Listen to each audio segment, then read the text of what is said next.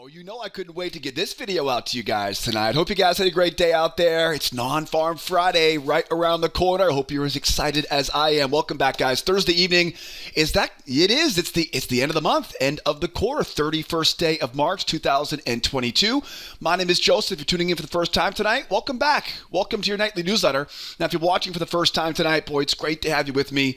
My job tonight is to help us find the best trades, setting up for Friday. Not just any Friday, first of a new month, Non-Farm Friday. Got a bunch of great trades we're tracking for tomorrow. You're in the right place right now. I'm going to cover all my favorite trades setting up for Non-Farm Friday. That way you can finish the week firmly in the green. We'll also cover some stuff to avoid tomorrow too, because got some big news tomorrow, which means I want to make sure you know how to stay out of trouble, whether you're trading on your own or whether you're trading with us tomorrow in our trade room. I got a bunch of great trades we're going to track tonight. I'm going to go over all my favorite trades in this video. That way you are ready for a game plan for tomorrow. Before we jump in, though, we'll get our hands dirty. Got a lot we're going to cover. I am really excited about tonight's video. Before we jump in, though, make sure you subscribe to this YouTube channel. I publish all my best trade ideas every evening on this newsletter, so make sure you subscribe. Make sure you set those notifications so you always get notified. A lot of this stuff is very time sensitive, right? So make sure you set notifications, hit that bell icon. That way you don't miss tomorrow night's video. Also, too, if you have any questions for me, drop those questions in the comments section. I would love to answer any questions. I do personally answer all the questions, so don't be shy down there. Sometimes take me a little bit of time to get to the questions, but I do answer all those questions personally, so don't be afraid to ask questions. And if you guys tune in every evening, if you enjoy this video as much as I enjoy making it, do me a favor. Hit that like button. Hit it twice if you want. Make sure you subscribe, though. Hit that like button, and thank you guys for tuning in here. But let's talk about tomorrow, all right? Friday is right around the corner. First of the month. There'll be no April foolery tomorrow in our trade room. We're going to keep it nice and serious. Well, maybe some jokes are along the way, but got a big day coming our way for tomorrow. What's on our radar for tomorrow? Well, as you can see, everything is pretty bearish right now. Big move down in the S&P. Big move down on the Nasdaq. Pretty big move down. Kind of like a $10 move on the oil today. Everything is very bearish right now. And I'll tell you right now, you look at these charts and they all look pretty similar, don't they? They all look pretty similar, but you would be amazed. The S&P has a very significant clue that really tells us different types of trades than the NASDAQ. The NASDAQ has different trades than the oil. So they're all bearish right now, but there you'll see as we dig deeper into this video tonight, the S&P has different things affecting it. The NASDAQ has different things. The crude oil has different things. We're going to break this all down so you know exactly where to look for the best entries, the best exits, and again, how to stay out of trouble, because tomorrow is not your average Friday, right? Non-Farm Friday. Now, speaking of Non-Farm Friday, we're going to come back to these charts here in just 2 seconds. Just remember, tomorrow, again, is not your average Friday. We've got Non-Farm Friday tomorrow. Tomorrow, of course, is a brand new month, which, as we've been talking about all week this week, anytime we have that transition, right, from the end of a month into a new month, we do expect volatility to kick up. We, of course, are still watching closely the developments happening out of Ukraine. We are still, of course, listening in to Fed speak right now, talking about raising rates and inflation, right? So these are things we've been talking about all week. But if you're tuning in for the first time right now, these are kind of the clouds hanging over these markets. These are kind of the known unknowns.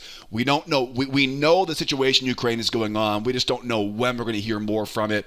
We know that, tomorrow, for example, we're going to hear from Charles Evans. He's a Fed speaker. He could easily drop some, not literally, obviously, but some grenades in the market tomorrow, talking about inflation and rates and things. So these are the kind of the known unknowns as we go into tomorrow. But outside of that, though, we pretty much have a good idea of what to expect tomorrow. We get two really big news events, and you could easily argue these are the two biggest news events of the week here. I've been waiting for them all week. That's why, again, like I said, you should be excited about tomorrow's trading session. We got the employment number at 8:30. That is called the non-farm payroll report. Don't waste your time on whether it's up or down or whatever. Don't waste your time on the actual number on this. The actual number is completely irrelevant. News is noise. News is noise. So I'm not going to talk about if it comes out higher or comes out lower. I'm not going to waste your time or my time on that. Don't worry about the number. All that matters is the reaction to it. And what you want to remember is as we go into that news report tomorrow, especially if you're in Asia or if you're in Europe, trading ahead of that news report. When we have a big news report at 8:30 in the morning, what you want to remember is that trading is like riding a bicycle. It's easier when it's moving, right? It's easier to ride a bicycle when it's moving, right, one direction. We need the markets moving overnight. So if the markets are quiet overnight, we know what they're waiting on. They're waiting for that employment number tomorrow. So don't force trades overnight. If the market's slow, if it's moving well for us, then trade it. If it's moving well, trade it. But be aware, it may be relatively slow ahead of that number tomorrow at 8:30 Eastern time. And then generally speaking, about 10 to 15 minutes after that number comes out, because oftentimes the markets will get pretty whippy around those employment numbers.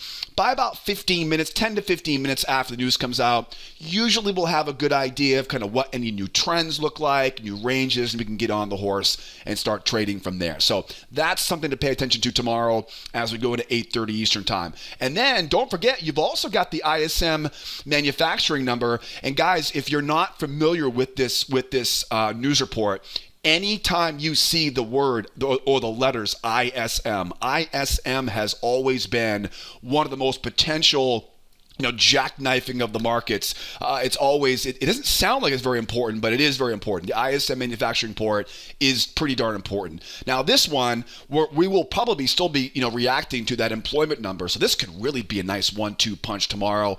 And I really like having this ISM report at the end of the morning, or 10 o'clock in the morning, because we always have to, as the day gets older on Friday, we oftentimes lose a little bit of volume, a little bit of personality, a little bit of consistency in the price action. So this will be nice to have tomorrow at 10 o'clock Eastern time to kind of keep the ball rolling, right? Keep that bicycle rolling, if you want to use that metaphor here still. And then keep in mind, on Friday afternoons, you can trade pretty much all day on Fridays. But remember, once things start to slow down, 12 o'clock, 1 o'clock, 2 o'clock on a Friday, that's usually we are not at our best on a Friday afternoon. I tend to be a little more risk tolerant, a little bit more lazy with my rules, on a Friday afternoon. So usually it's a kind of a 1-2 punch where we might not be as disciplined on a Friday afternoon. And oftentimes the markets are a bit slower and a little more not disciplined on a Friday afternoon. So just be careful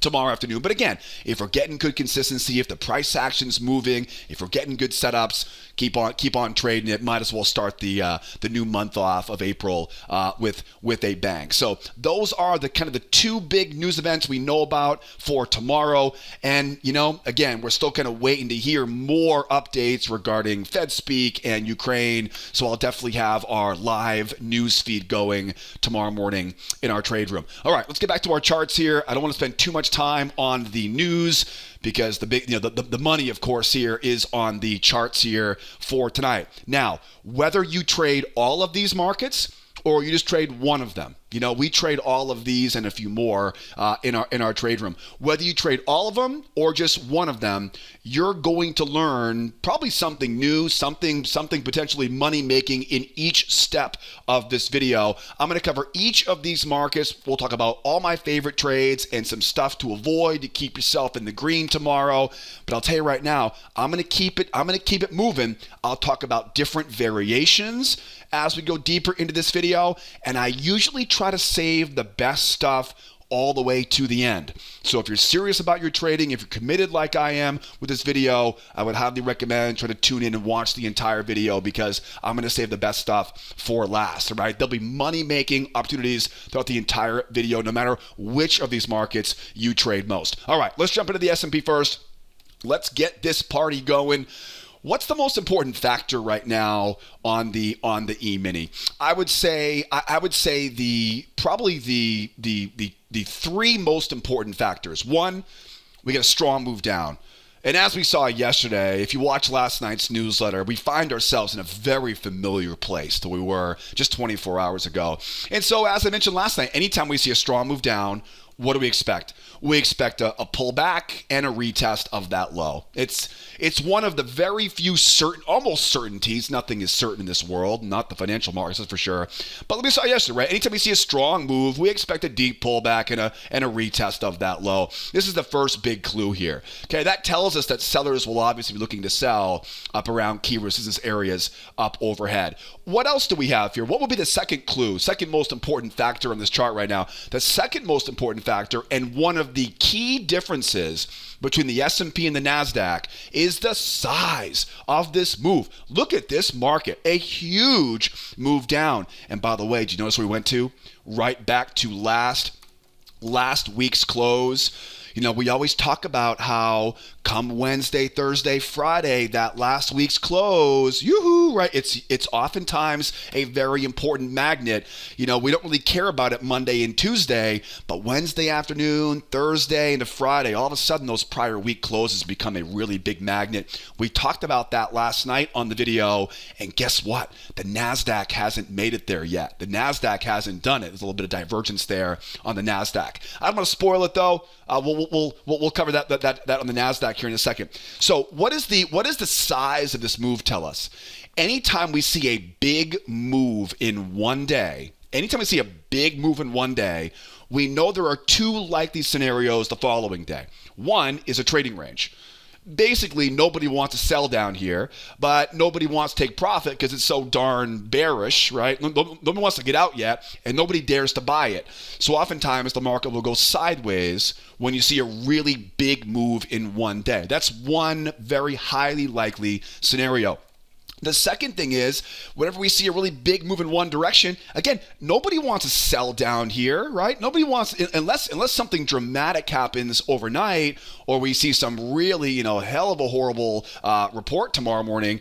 It's going to be difficult to convince professional traders, serious traders, to want to sell way down here.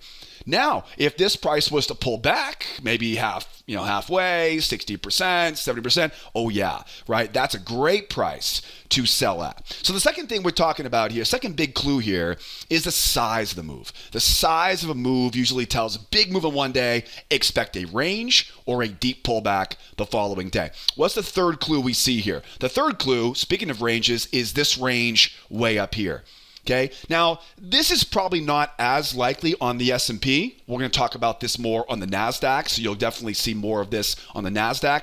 But we know that whenever we have a bear market into a trading range, we know we love to come back up and use those kind of the underbelly, right, of that range. And we talked about this last night. So that is definitely an important clue here for us. All right, so how do we make our money on this? Really, at this point now, it's all about trying to get in on the pullback. And there are four basic pullbacks that I like to use, right? We're going to talk about four different pullbacks in this video here tonight. Each of these pullbacks really, and we might see we might see a couple of them, not just one of them. I'm going to talk about four of them throughout the entire lesson tonight. We'll cover a couple here on the S&P. We'll cover a couple on the NASDAQ. So make sure you keep on watching all the way through. I want to be selling up at resistance up overhead. I have a couple channels on here. You'll notice I've got a channel drawn off of this low. That brings me up here. This is kind of where the sweet spot is right there, this channel right here. That's the one I really hope that we get here. I've got a smaller channel, right, drawn even tighter off that one. Not horrible. We'll talk about that one in a second. This would be a little bit of a variation channel there, right? Not horrible, but still definitely on our radar there. I'm going to get rid of that channel here just for now, though, to keep it simple. And then also, too, you can see if I go zooming out a little bit, you can see we have a big old trend line, okay, coming down overhead. That trend line, that key trend line is definitely going to be important here. All right, four types of pullbacks right now. Let's cover one of them right now. First things first, as we pull back, I want to get, again, up into my areas of resistance, up into my areas of resistance here. And now what I want to do is I want to try to trap in those buyers. One of my favorite trades, and we talked about it last night, whenever we have those big bear moves down, my favorite trades in a big bear move down, get that pullback off the low, get those buyers to come in and try to get long off the moving average, right? We saw over here. And then once those buyers get long, then we know exactly where their stops are. And we can look for what I call a failure pattern, right? All we're doing is we're waiting for those buyers to commit. We're thinking about, okay, bear market. We know the odds are pretty good. We're going back down to retest that low. If I was a buyer, where would my exit be? And then once we see that nice strong signal, we can sell right into those stop losses. Now, your job is not over yet. Your job at this point now is to place your targets down at that low and then look for the follow-up trade. The follow-up trade here is that pullback combination, right? The pullback combo. We call these failure into pullback combinations. Now, I know a lot of you guys, probably most of you guys at this point, have already taken our free trading course, our quick start class. You've learned all the setups, you know the rules, you know the time frames we use, right? You know when to take and when not.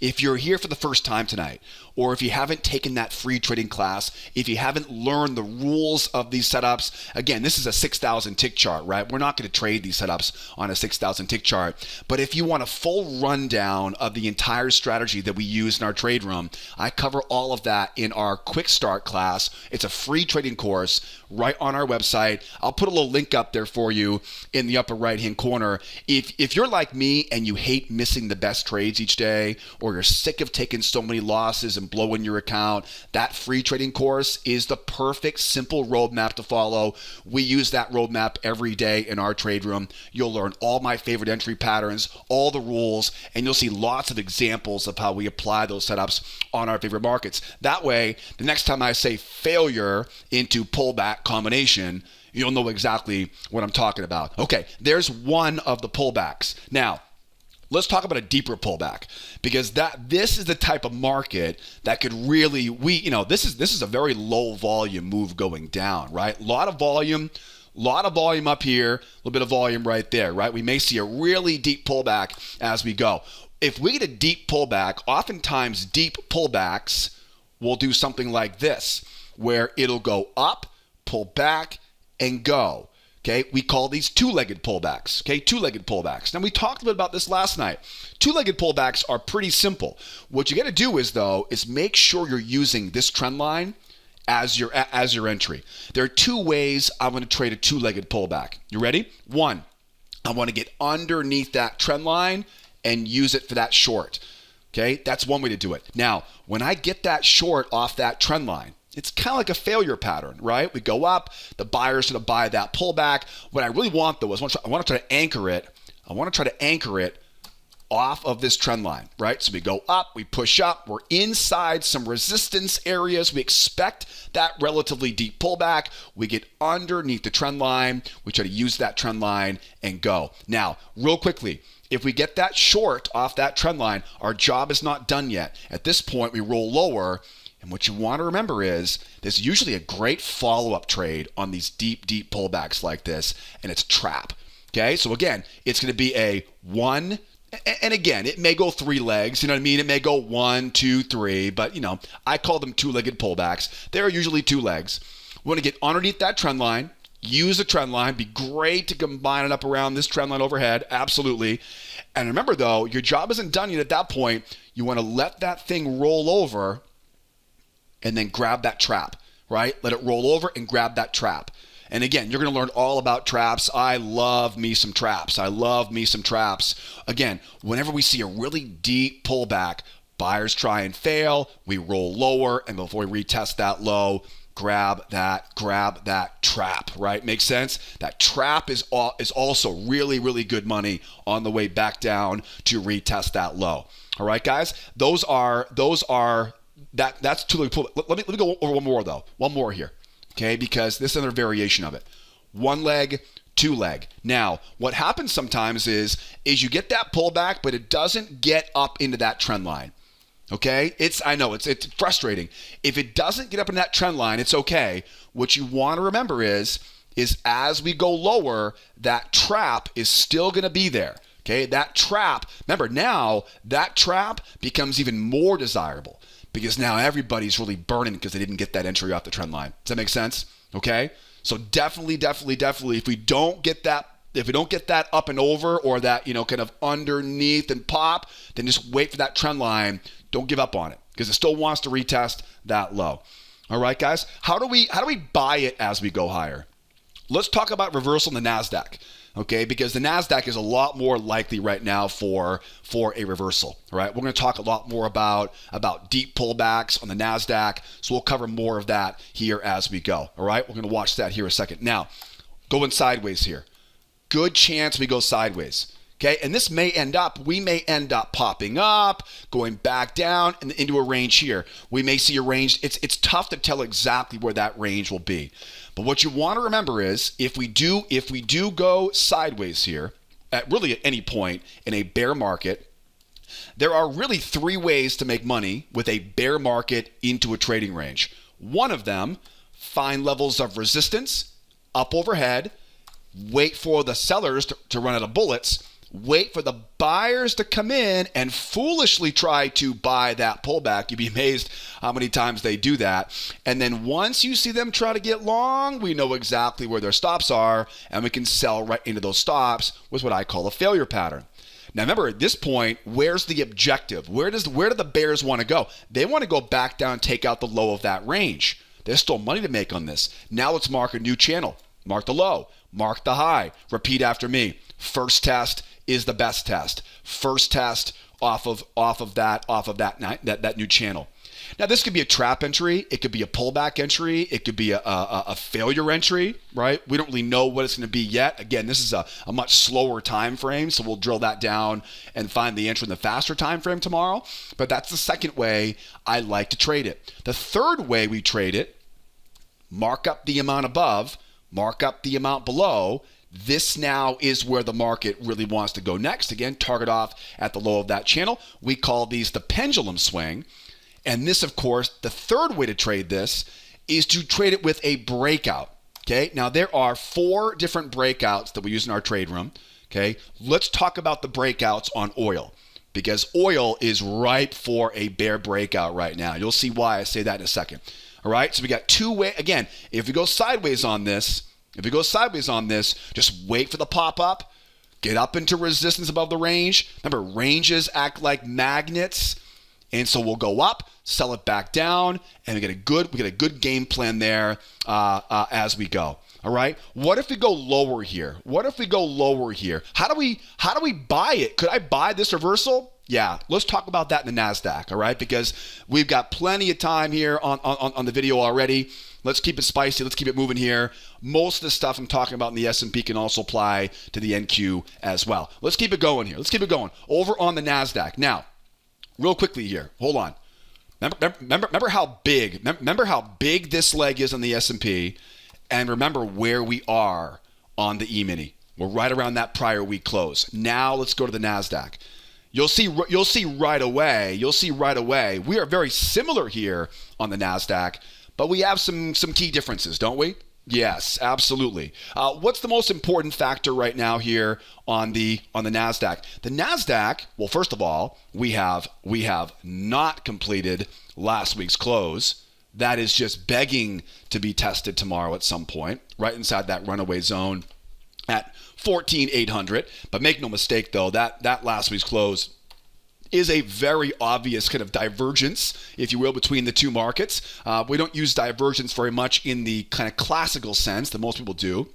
But there are certainly times when the S&P makes a big move, the NASDAQ doesn't, and you can kind of bridge that gap between. That is one big difference there. Another big difference is, look, we had that huge move down on the S&P, not even close to that on the NASDAQ. The NASDAQ, you'll notice, is a bear market basically into a trading range. And we ultimately have, again, a very strong move down the NASDAQ. So we know that's one very important factor. Anytime we see a strong move in one direction, we know the odds are almost guaranteed we're going to get that pop up and sold back down, right? Look left. That's exactly what we talked about in last night's video. So we're finding levels of resistance, right? So strong move tells us we're going to try to get that retest back to that low. What else is an important factor here right now? What else do you think is an important factor? The range. The range is a really important factor. We talked about this earlier, but boy, is this more pronounced on the Nasdaq. The S&P has potential to get that deep pull back to that range, but come on, this range, right? Remember, anytime we see a bear market into a trading range, we know that we're trying to sell failures up above the high of that range. But if they get that big run lower, and I think it was it oil last night? I can't recall. These kind of blend together sometimes for the end of the week. But this whole area right now, come on, this is a beautiful spot. You have to think that bears would love to see it pull back to this area. If I zoom out a little bit on this, you'll notice again, we've got a channel coming down off of that high. That channel is great. We've got a bigger channel, which I think is the better channel on this bigger move down. That's a great area of resistance. And just like on the S&P, we have a big kind of what we call a key trend line, right? Kind of the backbone of this move. And you'll notice it all lines up right around this whole area here. So it's pretty easy to think about kind of where this thing may want to go. Now, we talked about a couple of these already on the S&P, didn't we? We talked about the pop up. We talked about the buyers trying to buy into it. We talked about that failure into that pullback combination. Yeah, we talked about that. We talked about the two-legged pullback, right? The one, the two underneath, and then grab that trap on the way back down. We talked about that one as well, didn't we? So we've covered those. Now, what if we see a much deeper pullback than that? Okay, what if we go right up into this trend line overhead? Because again, this is a market that could definitely do that. It's a strong bear trend, but again, it's not as dramatic as the S&P. The S&P will have a very hard time making that huge recovery. Not impossible, definitely not impossible, but just not as likely here. So, excuse me. What if we really jump up? What if, again, I mentioned earlier, there's this level right here too. This whole area really could be seen as one big resistance zone here. So what if the market just jumps really strong off this low? Now, do we buy this? No. We sell it, but we want to wait now for the buyers to try twice. These, between you, me, and the rest of YouTube, these are the ones we hope we get every day. Okay, because the deeper the pullback, the bigger the risk reward, right? The bigger the reward on it, right? This could be a 10x, 15x trade if you time the entry properly. Now, deep pullbacks are great for good reward, small risk, but you got to time the entry properly with the 2-try rule. You wait for that deep pullback, let the buyers try once, let them try twice. Okay, this is the same setup we talked about pretty much last night on the video. The buyers once, buyers twice. Where are their stops? Where are their stops? Yes, right below that low. And again, the reason why we let them try twice, remember, if it's a relatively shallow pullback, let those buyers try and sell the stops, right? It's such a big bear market right now, it'll work well. If it really pops, now we know the buyers, they're going to pitch a fit. They're not going to give up that fast. 1, 2, and then once you get that short off the high, remember, as the market drops, keep your eyes on a new channel off that low, off that high. And what do we always say? Yeah, first test is the best test. I always like to look for traps off that first test. Again, 2-try failure off the top. And then as it rolls over, we grab that. Again, I love the traps off the high of those channels. It could be a trap. It could be a failure. It could be a pullback. You'll see how we look for different setups in that free trading course. I'll talk about kind of how we qualify or disqualify the entries in that little link I popped up there in the upper right-hand corner. We know where the market wants to go there as well. All right, so got a pretty good idea there now. We've covered now a bunch of different types of pullbacks here. How do we buy this market on the Nasdaq? And this of course will also apply to the S&P. There are 2 ways we can buy the Nasdaq or the S&P for that matter. Okay? Now, whenever we see a strong move, we expect to see a retest of that low, but once we get that retest of that low, this is exactly where a 2-try reversal comes in. We let those bears try a couple times. Once they try a couple times, right, like this, strong move down, retest that low, bears try once, bears try twice, bam, right? Strong move down, retest the low, just like over here. Okay, so again, we'd like to get this thing to retest that low, get those bears coming in 1 and 2, and then back up we go. Now be careful on the follow-up trade on this one. For example, oftentimes these things will jump back up. You can find a new channel and you can buy that first test. But as you can see in this particular setup here, we don't exactly have that much space up here. So be careful on that follow-up trade, which I usually love. Definitely has a lot more potential on the S&P. You could definitely see how the S&P could be a whole lot easier for us, right? We get that pop up, we end up back to that low. You can easily see, right? This one's a lot easier. 1, 2, pop back up. A lot more space now before we run into that trend line coming down, that key trend line coming down, right? 2, try, failure, and then again, we're grabbing that first test, trap, failure, pullback off of that low. Just want to kind of point that out, that key difference there on the Nasdaq. So we can definitely buy off that low. That is for sure with those 2 try failures. How about a reversal? At what point? Because in all reality, we're really just kind of sitting here right at the, kind of the pendulum swing, right? So, there's no reason why the market couldn't reverse. What do we need for a reversal? Well, remember, we have to get this thing to pull back here first. And then the buyers have to step in and they have to hold that pullback, right? They got to hold that pullback. Now, remember, I don't care how strong the pullback is. I don't care how strong that pullback is. If the pullback is really strong, I'm still looking for the 1, the 2, and the back down from there. But if they can get up into some of these areas up here, if they can hold that pullback, and if they can jump off the moving average, my favorite follow-up trade for that, I'm not going to trade that first pullback, right? I'm not going to buy that one. That's trade account suicide, right? Not a very reliable trade, not a very high percentage trade. But if the buyers can hold that pullback now we draw that trend line right up off that high, we mark up that low, and we start looking for the entries, first test off the low. These will oftentimes be a failure, oftentimes be a trap below a prior swing. Don't want to miss that one though, right? Trap setup, failure setup, pullback setup. Now, where do we think this market wants to go? Well, you definitely want to use one of these highs back here. Okay. The more precise way to do this is to use this leg right here. Okay. That first leg will almost always line up with that third leg. First leg equals third leg. Very, very common. You could also, of course, put together a pendulum swing. Mark up the amount below the range, above the range. I'll be using this first leg though, right? That first leg, third leg, that will really help you fine tune where that final target's going to be. All right. Now, this is probably not as likely on the S&P. Okay, because the S&P can pull back a mile right now, and you're probably still going to have a lot of bears up there waiting.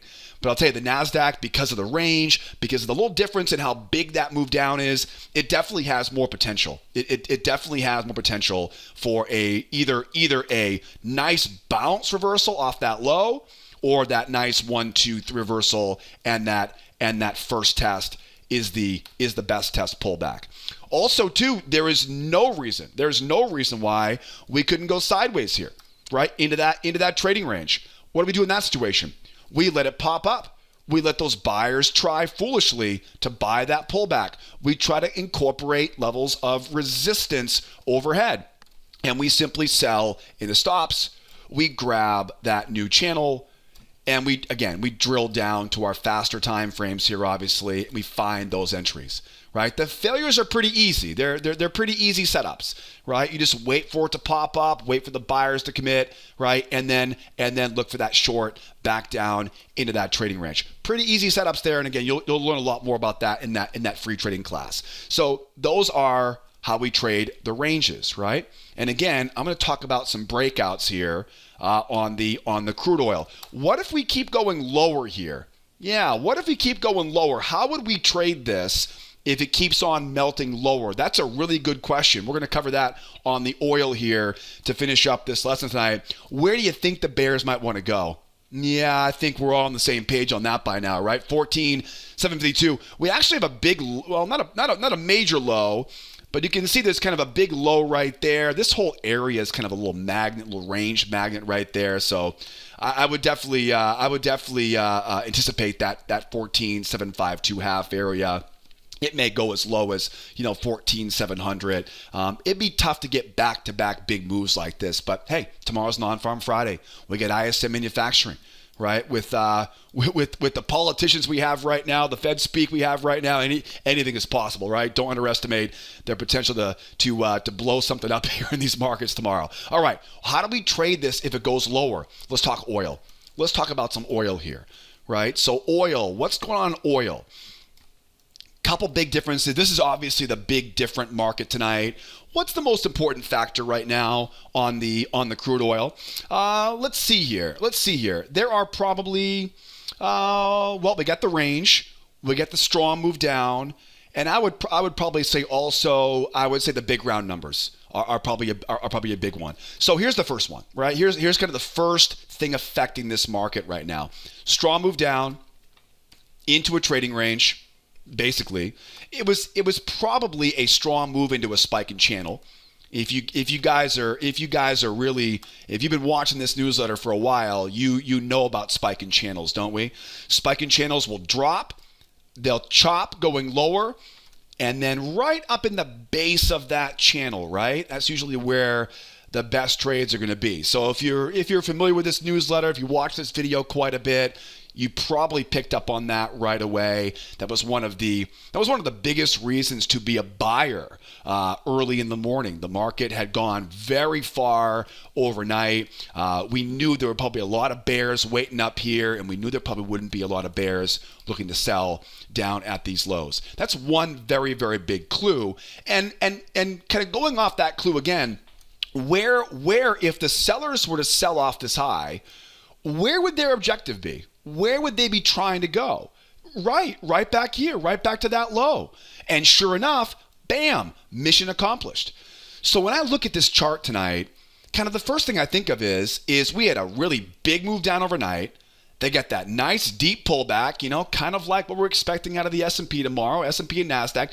Big move down overnight, deep pullback because nobody wants to sell low. They all want to sell high. And then sure enough, where do the bears want to go? They want to go right back down to that low. And that's exactly where they got, right? Mission accomplished.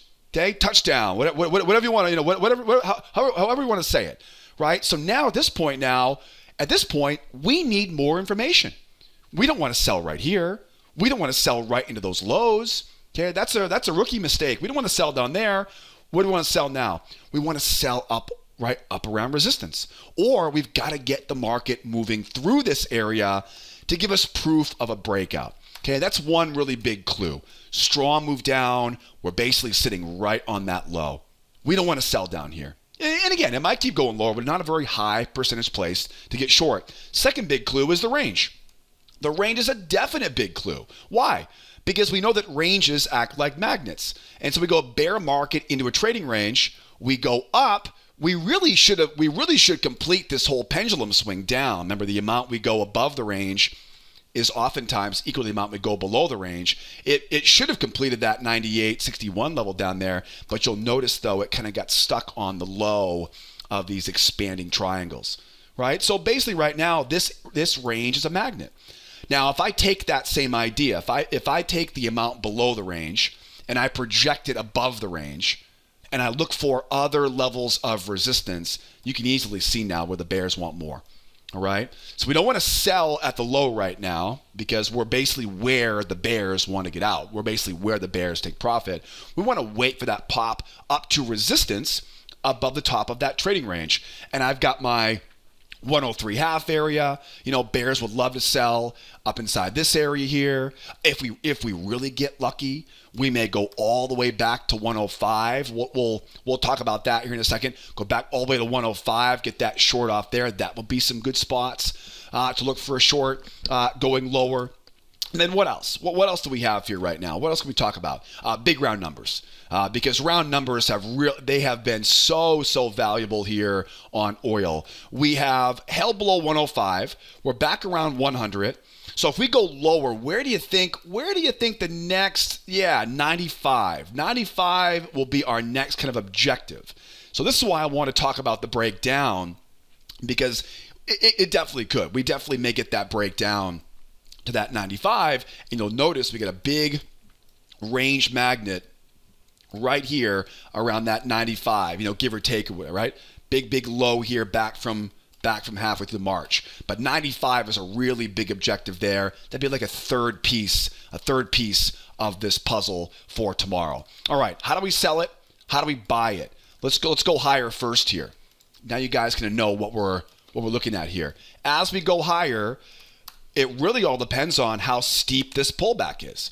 So if we just see this market pop up into this area here, we now have, and you'll notice here, this level there, that level there, it's kind of like a channel. You know what I mean? It's a little bit like a channel here. It's really just a falling resistance trend line. Anyways, long story short, if we pop up into this area now, this is exactly where we can look for those failure into pullback combinations and going back down in. We're letting those buyers try to get long. We're waiting for those bulls to fail, selling there into stops, and then grabbing that first pullback on the way over, right? We go up into a major area of resistance. We grab that failure for the short and then grab that first pullback as we go. Now, what if we really rip? What if we really rip and run higher? This is where you have to think about that two-try failure pattern or that two-legged pullback pattern. For example, let's say, we see something like this. We go up, we pull back, and we really jump. This is a great example of where that trend line comes in, get underneath it, hit it from there, two-legged pullback, one, and again, it might be three legs. Don't get too wrapped up in the details on that one. But that trend line makes for an easy entry. Or, like I mentioned earlier, if for some reason it kind of goes up and then comes down like that, just watch that trap. Remember, that trap becomes very, very reliable at that point because everybody wants in. Everybody wants in on that. They didn't get the entry they wanted on that trend line. Okay, or let's say, for example, it just launches. Right? It just runs right up around these highs here. And as much as I would like to say buy the pullback on this, again, we know how these big round numbers have been acting. It would make perfect sense here to go from 100 all the way up to 105 overnight. The range is still there acting as a magnet. We still have this big bear move down. We're not a bull market yet. But if we end up around that 105 area, take these highs out, or even more so up around that 105 half, 60, right, all the way up into that trend line over here. Now we take the two-try rule out, the 1, the 2. See that? It's because of the size of that pullback. Range acts as a magnet. Let those buyers try twice. Drop that short right into those stop losses. Think about where the pain is. At that point, you've got buyers getting stopped out. They become sellers. It's the only way out of your long position. And you've got sellers who are selling. It's the perfect type of short to run some stops. The easiest money you'll ever make in a range market is catching breakout traders caught on that, in this case, buying that breakout pullback. Then remember, as the market now runs lower, your job is not over yet. This is where the good stuff happens. Now mark up that new low, find that high. Again, I always look left, trying to find a trap level, grab that trap, grab that failure, grab that pullback combo. Two-try failure because of the size of that pullback into that trap setup or failure setup off the high of that channel. Where does the market want to go at that point? It wants to go back to the low of the range, and it wants to take out that big low. Use that $100 a barrel area as an easy target. Okay? Pretty good stuff there. Now, if we go sideways down here, we'll shift the range. So if we go sideways here, this is always one of the hardest part about range bound markets. And there's no doubt we could easily go sideways around 100 because it's such a valuable number. It's such a sticky number, right? Remember, recency is the most important thing. Okay, so if we see a range, and it's probably not as likely, right? But it's possible. If we see a range going sideways here, at this point, this old range is it's still there, but it's not the magnet anymore. Recency is the most important. So if we see a new range, you want to execute that same range, right? That same range strategy that we talked about before. Now, how do we go lower? Okay, and these setups here now, these setups will apply to the S&P, they'll apply to the Nasdaq, and of course they'll apply to the crude oil. right? So all three of these markets can apply the following breakouts or breakdown setups. First of all, we know where the market wants to go here. 95, big round number. On the Nasdaq, it would be the prior week close, okay? On the S&P, it's that big range waiting below, right? We talked about that already. Okay, here's the first one. Let's say, for example, they hold this pullback right now and they blast, right? And just take off the downside. That's an easy one, right? That's called a 1, 2, 3 breakout. I'm going to mark up that low. I'm going to mark up that high. And again, I like to get above prior swings, get above the moving average, trap, failure, pullback combination. Again, we know where the market wants to go at this point, right? It's a matter of getting in off those areas of resistance at the high of that new channel. Okay, here's one more. Here's one more very likely, especially on the Nasdaq. Really, all three of these, the pop and grind. Okay, let's say we complete that pendulum swing. Okay, strong move down, they complete that low. Okay, they go back to that low and they start to grind. It's not as obvious as the 1, 2, 3 breakout, but if it starts to really grind down, I draw that trend line nice and tight off that low. I bring it right up around these big highs, and I use the key to this is drawing that trend line right off those lows, and that will give you the right channel to use. And then again, it's same idea, right? Get that pullback, get above some prior swings, trap, failure, pullback combo. In these situations, again, we know 95 is there, but that first leg is oftentimes identical to that third leg. That'll give you an idea of kind of how far you can push that market before things start getting a little oversold on the way down to that 95. Okay? Again, that would also apply to the S&P and the Nasdaq as well. One more. How about a 2-try breakout? 2-try breakout. Strong move down. Shallow pullback, right? Really strong. You know, something really dramatic happens, okay? 2-try pullback. Now, let me say for a second, you could easily say this is this pattern right here, right? Strong move down, shallow pullback, lower low in price, traps, baby. This is the same exact pattern I'm going to talk about right now. It's just much bigger, obviously, all right? Much bigger. So we break down. Right? Really strong move down. Okay? Really strong. Like, whoa, what the hell is going on? Something must have happened. It's that to the strength. Strong move down. Shallow pullback. The strength of that move, remember, anytime we see a strong move in one direction, we know the odds are so good, we're going to retest that low. So the strength of it is the giveaway. The shallow pullback drives everybody nuts. You know, all the Fibonacci traders, all the pullback traders, they can't get into it, right? So it makes them really desperate. Now, to the next one. That's why the trap works so well. Strong move down or strong move up, in this case, strong move down. Shallow pullback drives them crazy, and that lower low confirms the move. Okay? You know, for example, sometimes you'll see a strong move down and you'll see a higher low. That's not the pattern. Okay? That's not the pattern. It's going to be a lower low here. That lower low confirms it's not just a V bottom reversal.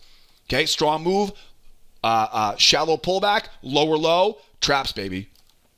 Right? Traps off that high. And again, this pattern could easily be applied to the S&P, to the Nasdaq, definitely the Nasdaq, right? Because the Nasdaq still hasn't reached that prior week close. Now, remind me for a second, what would happen if we saw a strong move down, but now instead of a lower low, we see a higher low? What will we do there? 2-try failure, right? Range is above us. Think about now the 2-try failure, right? Because now that higher low confirms, wait, something's up. Big low down here. Okay, can I buy this? Oh, hell yeah, you can. Just make sure you time the entry properly. Way too bearish just to pick a bottom. But if I can get the bears trying once, if I can get those bears trying twice, all those stops now are sitting right there. Easy, right? Easy. I always like to grab a trend line off that low or look for a trap level below that low. We talked a lot more about this last night on the video. I'm going to go over it again here tonight, but watch the end of last night's newsletter. Okay, for a much deeper dive into this pattern setup. But 1-try, 2-try, stop above that high. And this is exactly where where this thing wants to go, right? It wants to go all the way back up here. So now as they pop, this is exactly where we have enough space to grab that new channel, grab that trap, hit that first test off of that low, right? Remember, the amount we go below the range is oftentimes above the range. Watch those trend lines going over, target trend line as we go. 2 try failure off the low into that, what we call, again, it's a 1, 2, 3 move, and then we just simply find whichever entry setup, the ones we learn in the free trading course, right? Those entry setups off of that low. All right, that's something to keep an eye on as well. Probably not, again, not. We definitely have that option on the S&P and the Nasdaq, but we got to get back to the low first, right? And don't get me wrong too. If let's say, for example, we go 1, 2 back up, right? Or we end up retesting that low. 1, 2, 2 try reversal, 2 try failure back up again. Again, I cover a lot more of the specifics on this in last night's video all the way towards the end. So make sure you grab that as well. All right, guys. So again, a couple really nice, really nice breakouts here, going lower here on the oil. So we'll see what we get here for tomorrow. Really hope we get that nice deep pullback to short off that high. If it does tend to break, if it breaks down though, we'll see how this thing looks. Find those new channels and stay patient for that first test, because as we know, right, that first test, it really is the best test. It goes a long way. All right, guys, wrapping things up here for tonight. We've covered the game plan for tomorrow. Now the hard part begins, right? This is the easy part. This is the fun part. The fun part, planning our trades. Tomorrow, though, we go out and we trade our plan together. Our trade room opens up every morning, 8 o'clock Eastern time. I want to see you there trading right there with us. It's a great place to learn and earn. I use a simple set of rules to follow. The most rookie of all rookies can sit in the trade room and have a great first day there. It's a very short learning curve because of the system we've created here at School of Trade. I'll put all of the membership details. I'll put all the free trading class links right below this video on our website or in the description of the YouTube video. Don't be afraid to call the office if you have any questions. I would love to help out with any questions you might have along the way. Brokers, data feeds, anything that goes into being a successful trader, I'd be more than happy to answer questions about. So don't be afraid to call the office. We, of course, have live chat down the right-hand side, and don't be afraid to drop some questions in the comment section below, and I'll get them answered as soon as possible. Guys, we covered a lot in this video tonight. Thank you so much for tuning in. If you are still watching this lesson right now, I am so proud of you for your determination and commitment to being a successful trader. You are the person I make these videos for. If you're watching this video right now, I look forward to the opportunity to trade with you and learn and earn with you every day in our trade room. But enough out of me tonight, though. We'll wrap things up here. Have a great non-farm payroll Friday if I don't see you in the trade room. And we'll see you guys back here same time, same place next week in the first week of a brand new month of April. My name is Joseph. Be well out there. Be nice to each other, will ya? And be here next time. Adios, amigos. Bye-bye for now.